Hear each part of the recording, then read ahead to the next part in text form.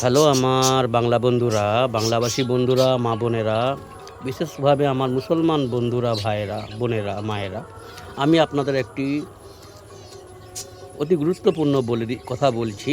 আপনারা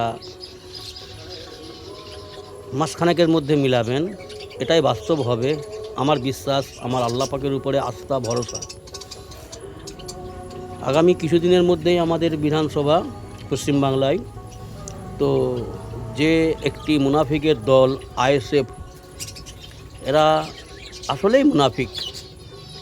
এরা কাফির মুশরিকদের থেকেও বড় বিপজ্জনক, সমাজের জন্য, উম্মতে মুহাম্মাদির জন্য বড় বিপজ্জনক।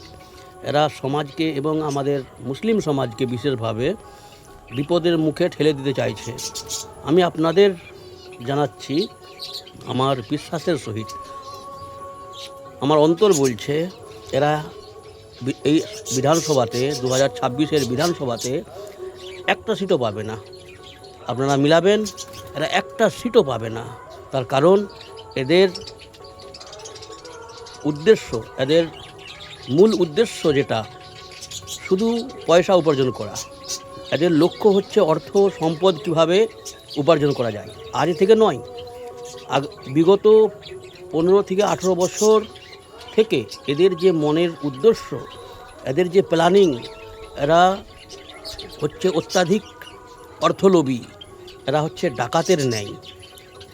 এরা কোনোভাবেই মুসলমান নয়, এরা হচ্ছে মুনাফিক। মুসলমানের লিবাস ধরে, মুসলমানের ছদ্মবেশে এরা হচ্ছে মুনাফিক। এরা হচ্ছে সমাজদ্রোহ। সমাজের জন্য এরা বড় বিপজ্জনক, মুসলমান সমাজের জন্য বড় হানিকারক। এরা একটা সিটও পাবে না। হয়তো গুণাগুনতি যেখানে যেখানে এরা প্রার্থী দিয়েছে, গুণাগুনতি 50টা, 60টা, 100টা ভোট পাবে, কিন্তু সিট একটাও পাবে না এরা। আপনারা মিলাবেন। ঠিক আছে বন্ধুরা, সুস্থ থাকবেন, আমাকে কমেন্টে জানাবেন। ভালো থাকবেন।